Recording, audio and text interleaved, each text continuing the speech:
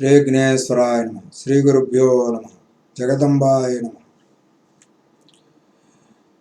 సురా సంపూర్ణ కలసం రుధిరాప్లుతమేవ చ తథావా హస్త పద్మాభ్యాం కూష్మాండ సుభదాస్తు మే. శ్రీదేవి భాగవతం చతుర్థ స్కంధంలో శుక్రాచార్యుడి చేత గురుడి చేత మోసగింపబడిన రాక్షసులందరూ శుక్రాచార్యుని అవమానించిన తర్వాత రాక్షసుల పశ్చాత్తాపము, ఇంద్రకృత దేవీస్తుతి, ప్రహ్లాదకృత దేవీస్తుతి, నరనారాయణులు అప్సరసలను అనుగ్రహించడము అనేటటువంటి విషయాలను విన్నాము. ఇక భూదేవి మొర అనేటటువంటి విషయాన్ని చెప్తూ ఉన్నారు, విందాము. జనమేజయ, అతి మహత్తరమైన కృష్ణ చరిత్రను విశదీకరిస్తాను, తెలుసుకో. నీ సందేహాలకు అన్నింటికీ సమాధానాలు లభిస్తాయి. అదీ కాక ఇది అద్భుతమైన దేవి చరిత్ర కూడాను. ఒకప్పుడు భూదేవి పాపభారాన్ని భరించలేక భయపడిపోయి దుఃఖిస్తూ దీనురాలై గోరూపం ధరించి త్రివిష్టానికి అంటే దేవలోకానికి వెళ్ళింది. శుక్రుడు ఈ దీనావస్థను గమనించి, ఏమిటమ్మా కారణము, ఎవరు నిన్ను హింసించారు, నీకు వచ్చిన భయమేమిటి, ఎందుకు దుఃఖిస్తున్నావు అని ఆప్యాయంగా పలకరించాడు. దుఃఖం ఆపుకోలేక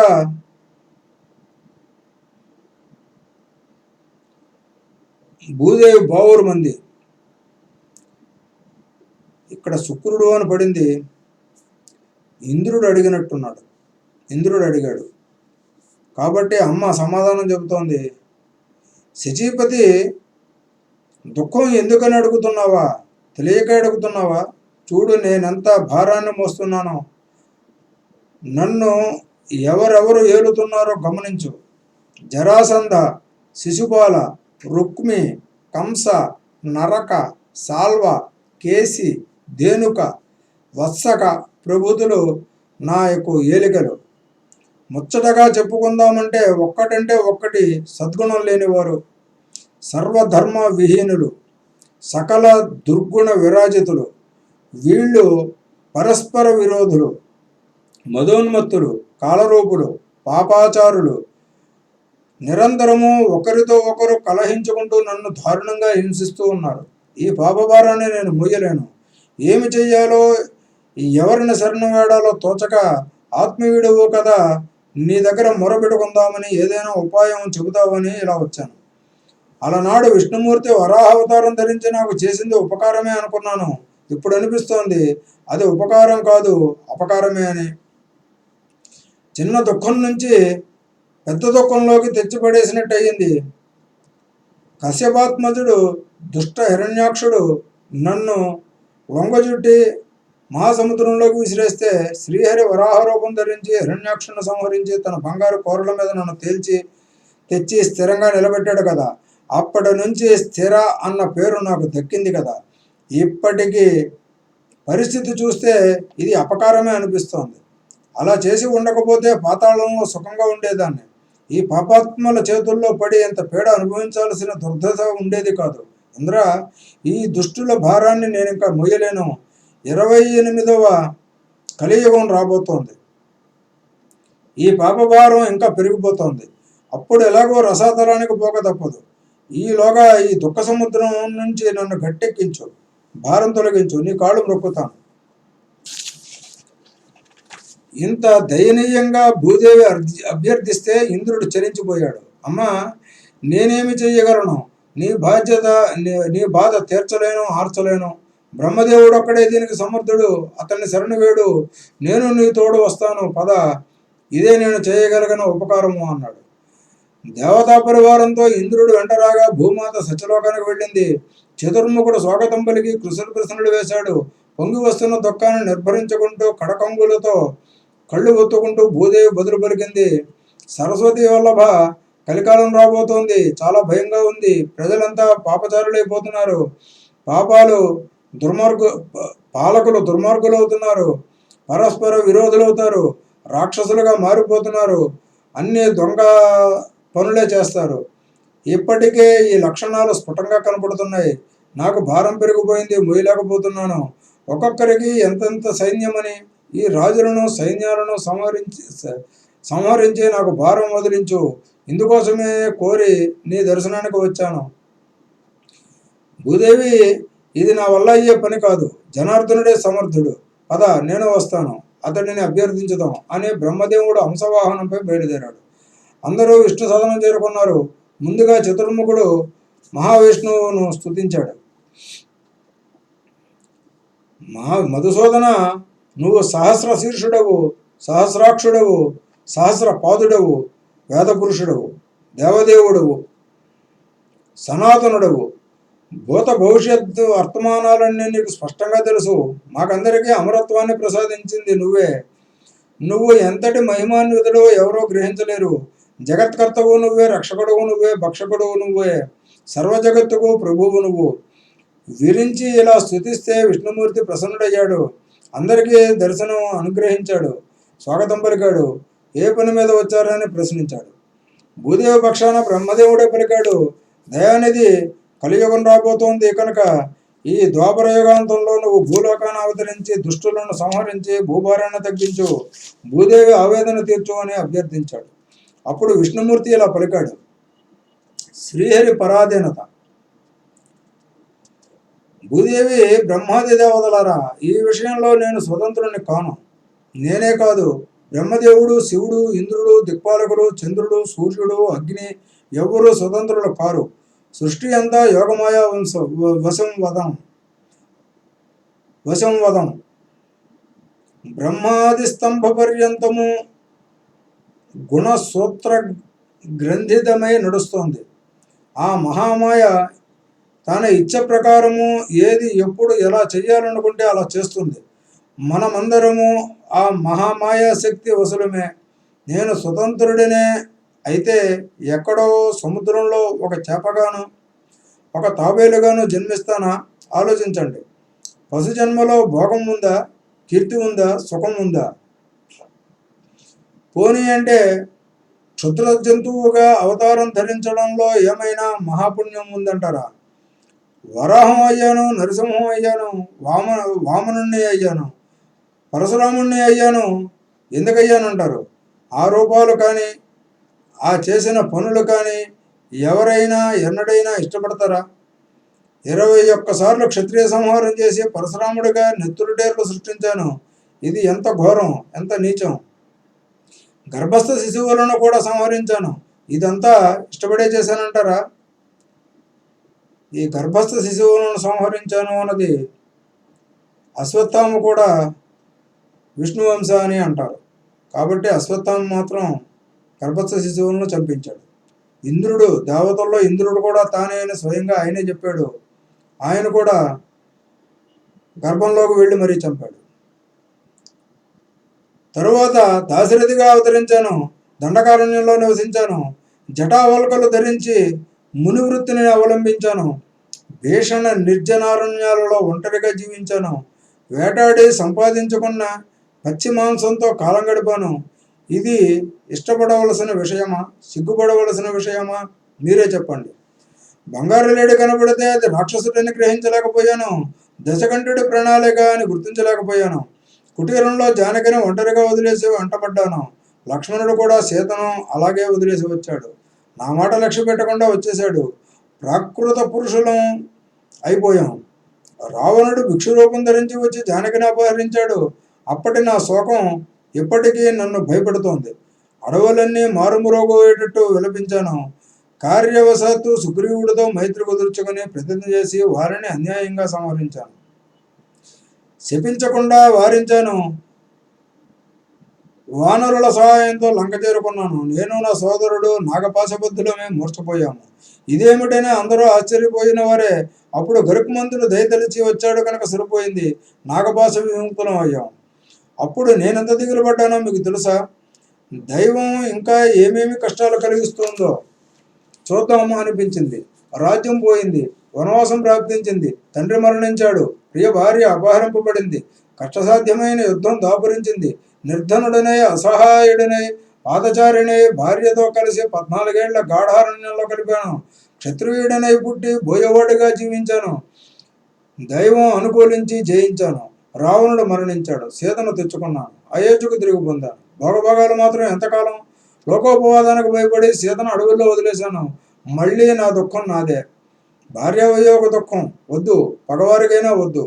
కడపటికి భూమిని చీల్చుకొని నా సీత పాతాళానికి వెళ్ళిపోయింది. రామావతారంలో ఇన్ని రకాలుగా ఇంతింత దుఃఖం అనుభవించానంటే నేను స్వతంత్రుడినో పరతంత్రుడినో మీరే ఊహించండి. చతుర్వదన నీకు తెలుసును కదా. నువ్వు, రుద్రుడు, ఇంద్రుడు అందరూ పరతంత్రులే. అందరం మహామాయకు అధీనులమే. దేవతలారా, మనమంతా మాయామోహితులమై ఈ తత్వాన్ని గ్రహించలేకపోతున్నాము. జగద్గురువును స్మరించలేకపోతున్నాము. సచ్చిదానందుడు, అవ్యయుడు, శాంతుడు అయిన పరమ పురుషుడిని మర్చిపోతున్నాము. నేను విష్ణువుని, నేను విరించిని, నేను శివుడను అని అహంకరించి మోహితులమవుతూ ఉన్నాము. అతి సనాతనము పరాత్పరము అయిన వస్తువును తెలుసుకోలేకపోతున్నాము. ఇంద్రజాలకుడి చేతిలో కొయ్యబొమ్మలాగా నేను ఇంతే ఎప్పుడూ మాయామోహితుడిని ప్రవర్తిస్తూ ఉంటాను. పద్మసంభవ, కల్పారంభంలో నువ్వు నేను శివుడు కలిసి వెళ్ళి క్షీరసముద్ర మధ్య భాగాన మణిద్వీపంలో మందార తరుఛాయలో రాసమండలంలో మహామాయను ఆది పరాశక్తిని దర్శించాం కదా. సర్వకామద అయిన ఆ శక్తిని అందరూ కలిసి స్తుతించండి, మనసుల్లో స్మరించండి. శ్రీ మహావిష్ణువు ఇలా సలహా ఇవ్వగానే బ్రహ్మాది దేవతలంతా సకల భువనేశ్వరిని మనసారా స్మరించారు. ఆది పరాశక్తి దర్శనం అనుగ్రహించింది. దేవతలంతా ముక్తకంఠంతో స్తుతించారు. జగన్మాత సాలుడు నుంచి దారంలాగా, నిప్పు నుంచి రవ్వలాగా ఈ జగత్తుని నీ నుంచి ఆవిర్భవించింది. చరాచర జగత్తును అంతా నీ మాయాశక్తికి లోబడి ఉంటుంది. ఓ భువనేశ్వరి, ఓ కరుణా సముద్రమా, నీకివే వందనాలు. నిన్ను తెలుసుకోకపోతే భవబంధాలు ఏర్పడతాయి. నిన్ను తెలుసుకుంటే భవబంధాలు నశిస్తాయి. నువ్వు సంవిద్రూపవు, అంటే జ్ఞానరూపవు. దేవి, మమ్మల్ని నడిపించు. ఓ మహాలక్ష్మి, ఓ మహాశక్తి, మమ్మల్ని నడిపించు. ఇక్కడ ఒక విషయాన్ని గుర్తు చేసుకుందాం. సాలీడు నుంచి దారంలాగా, నిప్పు నుంచి రవ్వలాగా ఈ జగత్తు నీ నుంచి ఆవిర్భవించింది. ఇక్కడ చాలా లోతైనటువంటి అర్థం మనం ఆలోచించుకోవాలి. సాలీడు అంత గూడు కడుతుంది, ఎక్కడి నుంచి ఏమీ పట్టుకురాదు, తన శరీరంలోంచే తీసుకొస్తుంది. అలాగే తనకు అవసరం లేదనుకున్నప్పుడు ఆ గూడినంతా కూడా మళ్ళీ తనలోకి తీసేసుకుంటుంది. అంత గూడు కూడా అంత సాలీడు లోపలికి ఎలా దూరిపోతుందో, ఏమైపోతుందో ఎవరికి తెలియదు. అలాగే సృష్టిని తన నుంచే సృష్టించింది, తనలోనే ఐక్యం చేసుకుంటుంది అంత్యకాలంలోనూ. ఇది చెప్పడం ఒక మర్మమే. సాలీడు నుంచి దారంలాగా అనే ఉపమానం ఇక్కడ వాడారు. అలాగే నిప్పు నుంచి రవ్వలాగా, నిప్పు నుంచి రవ్వ వస్తే నిప్పుకి ఏమీ తగ్గిపోదు, అలాగనే ఆ రవ్వ ఊరుకోదు, మళ్ళీ నిప్పు అంతా అయిపోతుంది. రెండు కలిపి ఏకమైపోతే ఒకే నిప్పు అవుతుంది. అలాగా ఈ జగత్తుని అలాగ ఆవిర్భించడం చేయగలవు, ఇలాగా అంతము చేసేయగలవు అనేటటువంటి అంతరార్థాన్ని ఆ రెండు ఉపమానాల్లోనూ ఉందని భావిద్దాం. ఓ భువనార్తి హారిని అనుగ్రహించు. మా కోరిక సఫలం చేసి దుఃఖాలను తొలగించి సుఖ సంతోషాలను ప్రసాదించు. రాక్షసులను మట్టుపెట్టి భూభారం తగ్గించు. దేవతలను రక్షించు. దేవతలను రక్షించడము, దానవులను శిక్షించడము నా కర్తవ్యాలను నువ్వే ప్రకటించావు కదా. కంస, కేసి, సాల్వ, జేద్రధాదులు మదోన్మత్తులై భూగోళం మీద వీర విహారం చేస్తూ ఉన్నారు. వారిని అందరినీ సంహరించి భూదేవికి భారం వదిలించు. త్రిమూర్తులకు కూడా లొంగని మహాదానవులను నువ్వు ఒక కేళీ విలాసంగా అంతమొందించగలవు. నీ శక్తి లేనిదే ఈ త్రిమూర్తులు ఏమీ చేయలేరు కదా. అనంతుడు ఈ భూమిని భరించలేడు కదా. ఓ చంద్రకళావసంత, ఓ చంద్రకళావతంస, మా విన్నపము ఆలించి మా దైన్యము తొలగించు అని బృందగానంగా అందరూ కలిసి స్తుతించారు, అభ్యర్థించారు. జగన్నాయికి సరస్వతి లేనిదే చతుర్ముఖుడు జగత్తును సృష్టించలేడు. లక్ష్మీదేవి లేనిదే విష్ణుమూర్తి రక్షించలేడు. పార్వతి లేనిదే శివుడు సంహరించలేడు. వారికి ఆ శక్తులను సమకూర్చిన దానవు నువ్వే కదా అని ఇంద్రుడు ప్రత్యేకంగా స్తుతించాడు. ఓ త్రిలోకి, నీ కళావైభవాన్ని మాకు అందించావు కనుక మేము త్రిమూర్తులమై పూజలు అందుకుంటున్నాము, ప్రభుత్వం చలాయిస్తున్నాము. నిజానికి సమస్త భువన విభవేశ్వరివి నువ్వే అని విష్ణుమూర్తి కొసమెరుపుగా ఈ స్తోత్ర పాఠానికి ముక్తాయింపు ఘటించాడు. జగదీశ్వరి మనస్సు ఆనందంతో పులకించింది. దేవతలారా, పని ఏమిటో చెప్పండి, ఆందోళన పడకండి, అది ఎంత అసాధ్యమైన సురల కోరిక తీరుస్తాను. మీకు కానీ భూదేవికి కానీ వచ్చిన కష్టం ఏమిటో చెప్పండి అని అడిగింది. అడిగిందే తడవగా దేవతలు ఏకకంఠంగా విన్నవించారు. భువనేశ్వరి, పాలకులందరూ దుష్టులైది పీడిస్తూ ఉంటే భరించలేక ఈ భూదేవి శోకిస్తూ వణికిపోతూ మా దగ్గరికి వచ్చింది. భూభారం తగ్గించమని అభ్యర్థించింది. దీనికి సమర్థురాలు నువ్వే అని నిన్ను ప్రార్థించాము. ఇది మా దేవతలందరి అభ్యర్థన. దయచేసి పూనుకొని భూభారం తగ్గించు, దుష్టులను వెంటనే సంహరించు. ఇది వరలో నువ్వు మహిషాసురులను సంహరించావు. వాడి సహాయకులను కోట్లాదిగా మట్టుపెట్టావు. శుంభ రక్తబీజ చండముండ ధూమ్రలోచన దుర్ముఖ దుస్సహంకార కరాళాది మహాదైత్యవీరులను క్రూరాతి క్రూరులను అవలీలగా అంతమొందించావు. మళ్ళీ ఇప్పుడు అలాంటి అవసరం వచ్చింది. దేవతా శత్రువులైన దుష్ట భూభుజులను వెంటనే సంహరించి భూదేవిని రక్షించు తల్లి. దేవతల ప్రార్థన శ్రద్ధగా ఆలకించిన పరాశక్తి పెద్దబిట్టను నవ్వింది. కన్గొసలు ఎరుపెక్కాయి. మేఘ గంభీర స్వరంతో పలికింది. దుష్ట శిక్షణకు జగన్మాత వ్యూహం. దేవతలారా, ఈ విషయమే నేను ఎప్పుడో ఆలోచించాను. దుష్టులను శిక్షించి భూదేవికి బరువు తగ్గడానికి ప్రణాళిక రచించాను. మీరందరూ మీ అంశాలతో భూలోకంలో జన్మించాలి, భూభారాన్ని తొలగించాలి. అవసరమైన శక్తిని నేను అనుగ్రహిస్తాను. కశ్యపుడు భార్యా సహితుడై యదువంశంలో ఆనక దుందువిగా అందరికంటే ముందు అవతరిస్తాడు. భృగుశాపం ఉంది కనుక విష్ణుమూర్తి తన అంశతో వసుదేవుడికి పుత్రుడిగా అవతరిస్తాడు. నేను గోకులంలో యశోదకు కూతురుగా జన్మిస్తాను. కారాగారంలో ఉన్న విష్ణుమూర్తిని గోకులానికి చేరుస్తాను. దేవతా కార్యం సంపూర్ణంగా నిర్వహిస్తాను. ఆదిశేషుడు రోహిణీ గర్భ సంజాతుడవుతాడు. ఈ ఇద్దరు నా శక్తితో సర్వ దుష్ట సంహారము చేస్తారు. ఇది ద్వాపర యుగాంతంలోనే జరుగుతుంది. ఇంద్రాంశతో అర్జునుడు జన్మించి దుష్ట సైన్యాన్ని మొత్తంగా సంహరిస్తాడు. ధర్మాంశతో యుధిష్ఠిరుడు ఆవిర్భవించి పరిపాలకుడవుతాడు. వాయుదేవుని అంశతో భీముడు, అశ్విని దేవతల అంశతో నకుల సహదేవులు, అష్టమ వసువుగా వసువు అంశతో భీష్ముడు జన్మించి శత్రుబలాలను క్షీణింపజేస్తారు. కాబట్టి ఇక మీరంతా నిశ్చితంగా వెళ్ళండి. ధరాదేవి స్థిరాదేవి అవుతుంది. భారం తొలగిపోతుంది. మీరంతా నిమిత్త మాత్రులు. స్వశక్తితోనే నేను ఈ కార్యం నెరవేరుస్తాను. ఇది నిశ్చయము. కురుక్షేత్రంలో సర్వ క్షత్రియ సంహారము జరుగుతుంది. అసూయ, ఈర్ష్య, తృష్ణ, మమత, జగీష, మోహము, కామము మొదలైన దోషాలతోనూ బ్రాహ్మణ శాప కారణంగాను యాదవులు పూర్తిగా నశిస్తారు. శ్రీకృష్ణ భగవానుడు కూడా శాప కారణంగానే అవతారం చాలిస్తాడు.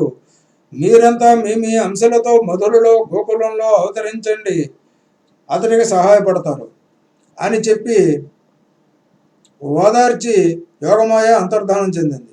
భూదేవి తృప్తిగా నిట్టూర్చింది. దేవతలంతా ఊపిరి పీల్చుకున్నారు. అందరూ తమ తమ నెలవులకు వెళ్ళిపోయారు. వ్యాసకృతమైన యోగమాయ ప్రశంస. జనమేజయ, యోగమాయ చెప్పినట్టు ప్రభాస కురుక్షేత్రంలో ధరాభారావతరణం ఎలా జరిగిందో ఇక వినిపిస్తాను, ఆలకించు. యదువంశంలో విష్ణుమూర్తి శ్రీకృష్ణుడిగా అవతరించడం కేవలం ఈ పని కోసమే.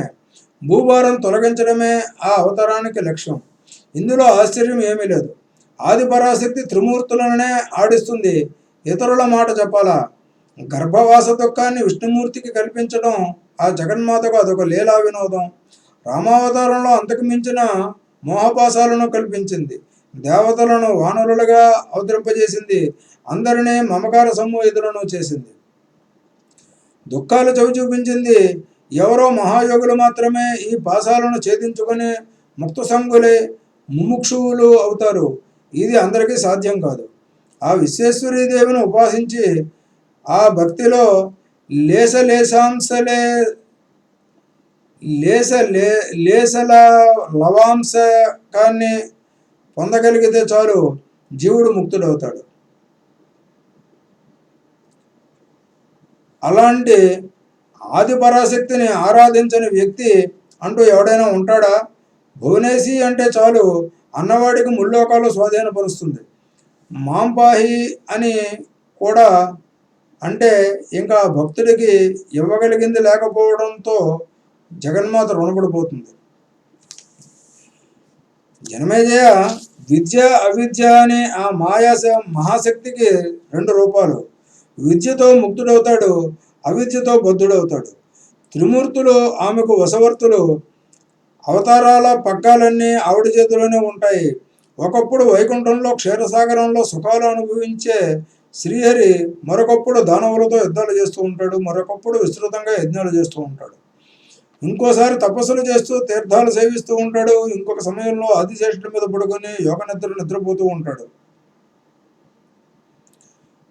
ఏమైనా ఇంతటి మహావిష్ణువు ఏనాడో స్వతంత్రుడు కాడు. బ్రహ్మ, రుద్రేంద్ర, వరుణ, కుబేర, యమ, అగ్ని, ఇంద్రుడు ప్రభృతి దేవతలు, దేవనాయకులు ఎవరో స్వతంత్రులు కారు. సనక సనందాది మునీశ్వరులు, వశిష్ఠాది మహర్షులు అందరూ జగదంబకు వశం వదిలే ఆటబొమ్మలే. ముక్కుతాడు వేస్తే పశువులు ఎలా చెప్పిన మాట వింటాయో అలాగే దేవతలంతా కాలపాస నియంత్రులై జగన్మాతకు వశవర్తులై ఉంటారు. హరము, శోకము, నిద్ర, మెలకువ, హర్షము, శోకము, నిద్ర, మెలకువ, అలసత్త మొదలైన భావాలు, అవస్థలు సకల ప్రాణకోటికి అంటే దేహదారులందరికీ సమానం. దేవతలను అమరులు అంటే మరణం లేనివారు, నిర్జరులు అంటే ముసలితనం లేనివారు అంటూ గ్రంథకర్తలు కీర్తించడం ఏదో మాట వరుసకే తప్ప పరమార్థత ఇది సత్యం కాదు. ఉత్పత్తి, స్థితి, వినాశాలు దేవతలకు అందరికీ ఉంటాయి, ఇది సత్యం. మరింకా అమరులు ఏమిటి, నిర్జరులు ఏమిటి? పుడుతున్నారు, దుఃఖాలు అనుభవిస్తున్నారు, అటుపైన కిడుతున్నారు.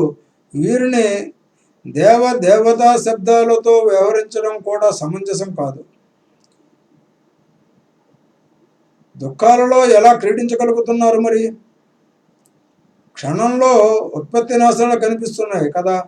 ఆయుర్దాయం తెరగానే జలచర కీటక మశకాదుల్లాగా అంతరిస్తున్నారు. అంచేత వీరిని అమరులు అనడానికి వీలు లేదు. మరాహ అనవలసిందే, అంటే అమరాహ అనాలి. కాకపోతే ఆయుర్దాయంలో ఉండే హెచ్చుతగ్గులను బట్టి దేవతలని మానవులని భేదాలు ఏర్పడుతున్నాయి. దేవతలలో కూడా ఎక్కువ ఆయుర్దాయం గలవారు బ్రహ్మరుద్ర విష్ణువులు. ఇదే క్రమంలో నశిస్తున్నారు, ఉత్తరోత్తరంగా అభివృద్ధి చెందుతున్నారు. దేహదారికి నాశనం తప్పదు, మృత్యునికి పునర్జన్మ తప్పదు. అందరికీ ఇదొక చక్రం అనివార్యం. మోహజాలంలో చిక్కుకుని ఉన్నవాడికి ముక్తి లేదు. మాయ ఉన్నంతకాలము మోహం నశించదు. సృష్టి సమయంలో అందరూ ఆవిర్భవిస్తారు, కల్పాంతంలో మళ్ళీ అందరూ నశిస్తారు. దేన్ని నాశనానికి దేన్ని నిమిత్తంగా బ్రహ్మ సృష్టిస్తాడో దానితోనే అది నశిస్తుంది, మరొక కారణం ఉండదు. జన్మ, మృత్యు, జరా, వ్యాధి, దుఃఖాలు, సుఖాలు అన్నీ విధి నిర్ణయం ప్రకారమే జరుగుతాయి. అందరికీ సుఖప్రదులైన ప్రత్యక్ష దైవాలు సూర్యచంద్రులు. వారికి శత్రుపీడలు ఉన్నాయి, దుఃఖాలు ఉన్నాయి. సూర్యుడు కొడుకు మందుడు అంటే శనీశ్వరుడు, చంద్రుడు కళంకి, క్షయరోగ పీడితుడు. 15 రోజులుగా ఒకసారి క్షీణదశ. చూసావా జనమేజయ, ఎంతటి వారికైనా విధి సూత్రం అనుల్లంఘం. వేదాలను నిర్మించి జగత్తును సృష్టించి అందరికీ బుద్ధులు గరపిన చతుర్ముఖుడు సొంత కూతురు సరస్వతిని చూసి మనసులో కలత చెందాడు. శివుడంతటి వాడు భార్య వియోగాన్ని అనుభవించాడు. సతీదేవి అగ్నికి ఆహుతైనప్పుడు ఎంతగా దుఃఖించాడో అందరికీ ఆర్తిహరుడైన హరుడికే ఆర్తి తప్పలేదు. భార్యా వియోగంలో విరహాగ్నిని తట్టుకోలేక శివుడు కాళిందులో అంటే యమునలో మునిగితే ఆ వేడికి అది నల్లబడిపోయింది. ఆ తాపంలో మతి చెలించి తిరుగుతూ దిగంబరుడే శివుడు భృగు మహర్షి ఆశ్రమంలోకి ప్రవేశించాడు. అప్పుడు ఆ మహర్షి శపించాడు కూడా. సిగ్గులేనివాడా, నీ లింగం ఊడి పడిపోవుగాక అన్నాడు. ఇవి శివుడి కష్టాలు. దేవేంద్రుడు వృషభావతారం ధరించి భూలోకంలో వాహనమయ్యాడు. వివేకవంతుడు సర్వజ్ఞుడు అని పేరు వడసిన విష్ణుమూర్తి బంగారు లేడిని చూసి మోసపోయాడు. రాక్షసుడని తెలుసుకోలేకపోయాడు. భార్యా విరహంలో కామమోహితుడై మామూలు మనిషి కన్నా దారుణంగా ఓలున విలపించాడు. మూఢుడై చెట్టును పుట్టను జానకి జాడ చెప్పమని బతిమాలాడు.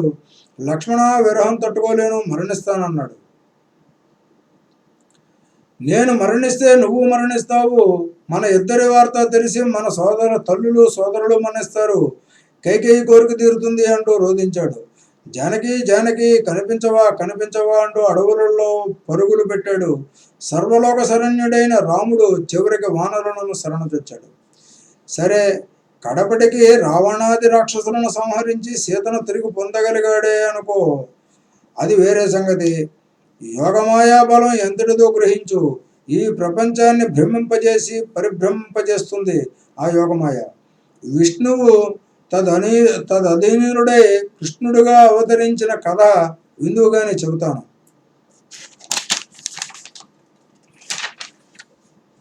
యమునా తీరంలో కంస దౌష్ట్యం. యమునా తీరంలో అందమైన మధువనం ఉంది. మధుపుత్రుడు లవణాసురుడు దానికి అధిపతి. వాడు వరదాన గర్వితుడై శిష్టులను పలు విధాలా హింసిస్తూ ఉంటే లక్ష్మణ సోదరుడు శత్రుఘ్నుడు తీవ్ర యుద్ధం చేసి సంహరించారు. అక్కడే మధురా నగరాన్ని నిర్మించి తన పుత్రులు పుష్కరాక్షులనిద్దరిని పరిపాలకులుగా నియమించారు. కాలక్రమాన శత్రుఘ్నుడు స్వర్గస్థుడయ్యాడు. అటుపైన సూర్యవంశం నశించింది. యయాతి తనయులైన యాదవులు ఆ మధురను రాజధానిగా చేసుకున్నారు. సూరసేనుడు మొదటి అధిపతి అయ్యాడు. అతడికి వరుణదేవుడి శాపం కారణంగా కశ్యపుడు వసుదేవుడే జన్మించాడు. దశ దిశలా ఖ్యాతి గడించాడు. అదే కారణంగా అతిథి దేవకుడికి దేవకీదేవి జన్మించింది. అతిథి దేవకుడికి దేవకీదేవిగా జన్మించింది. ఉగ్రసేనుడికి కంసుడు జన్మించాడు. దేవకుడు దేవకీదేవిని వసుదేవుడికిచ్చి వివాహం చేశాడు. ఆ సందర్భంలో ఆకాశవాణి ఇలా పలికింది: కంస, దేవకీదేవికి అష్టమ గర్భంలో జన్మించిన కుమారుడు నిన్ను సంహరిస్తాడు, తెలుసుకో. ఇది విని కంసుడు ఆశ్చర్యపోయాడు. దేవవాక్యం కదా, అసత్యం కాదు అనుకున్నాడు. దేవకీదేవిని సంహరిస్తే ఇంక తనకు ఈ మృత్యు భయం ఉండదు అనుకున్నాడు. పరమపూజ్యురాలైన మేనత్తను ఎలా చంపడమా అని రవ్వంత సంకోచించాడు. బాగా ఆలోచించాడు. సొంత ప్రాణాలను కాపాడుకోవడానికి ఎంతటి పాపాన్నైనా చేయవచ్చు అని ఒక నిశ్చయానికి వచ్చాడు. ఒక కొత్త పెళ్లి కూతురు దేవకీదేవి చుట్టు పట్టుకొని కత్తి దూశాడు. వసుదేవుడి అనుచరులు పెళ్లికి వచ్చిన బంధువులు అడ్డుపడ్డారు. కత్తులు దూశారు. కంసుడితో యుద్ధం చేశారు. వృద్ధ యాదవులు కల్పించుకొని యుద్ధం విరమింపజేశారు. కంస, ఏమిటి మూర్ఖత్వం? మేనత్త పరమ పూజ్యురాలు, పైగా పెళ్లి కూతురు, ప్రాణాలు తీస్తావా? ఎంత అశుభం, ఎంత అమంగళం! శ్రీహత్యా దోషం మహాపాతకం. ఆకాశంలో ఎవరో ఏదో పలికితే నమ్మేయడమేనా? ఏవో అదృశ్య రూపంలో అలా పలికి ఉండవచ్చును కదా. ఏ శత్రువో అదృశ్య రూపంలో అలా పలికి ఉండవచ్చు కదా. నీ కీర్తి నాశనం చేయడానికి, వసుదేవుడి కుటుంబాన్ని ధ్వంసం చేయడానికి నీ శత్రువో అతడి శత్రువో ఈ కుట్ర పని ఉండవచ్చును కదా. ఆ మాత్రం వివేకం లేకపోతే ఎలా? మహావీరుడు వయ్యుండి భూత భాషినికి అంటే అశరీరవాణికి భయపడిపోతున్నావా? పీటల మీద సొంత మేనత్త ప్రాణాలు తీయడానికి సాహసిస్తున్నావా? అయ్యయ్యో పిచ్చివాడా, నువ్వు ఎంత ప్రయత్నం చేస్తే మాత్రం నీకు రాసిపెట్టి ఉన్నది తప్పుతుందా? ఎవరికైనా అలా తప్పిందా? ఈ ప్రబోధంతో కంసుడు శాంతించాడు. అప్పుడు నీతిజ్ఞుడైన వసుదేవుడు ఉభయ పక్షాల బాగా ఆలోచించి ఒక ప్రతిపాదన చేశాడు. కంస, నేను సత్యాన్ని నమ్ముకున్నవాణ్ణి, ఈ ముల్లోకాలకు సత్యమే ఆధారమని విశ్వసించిన వాణ్ణి, నీకు మాట ఇస్తున్నాను, నన్ను నమ్ము. దేవకీ పుత్రులను పుట్టిన వాడిని పుట్టినట్టు నీకు అర్పిస్తాను. నీ ఇష్టం వచ్చినట్టు చేసుకుందువు గాని నేను మాట తప్పితే నా పూర్వీకులు అందరూ కుంభిపాక నరకానికి పోతారు. ఈ ప్రతిపాదనకు సభ్యులందరూ హర్షించారు. వసుదేవుడు మాటకు కట్టుబడే మనిషి కనుక విశ్వసించవచ్చు అన్నారు. కంసుడు సరే అని దేవకీదేవిని జుట్టు వదిలిపెట్టాడు. పెళ్లి భజంత్రులు మోగాయి. దేవకీ వసుదేవులు స్వజనంతో తమ మందిరానికి వెళ్ళారు. స్వస్తి. శ్రీ జగదంబార్పణమస్తు.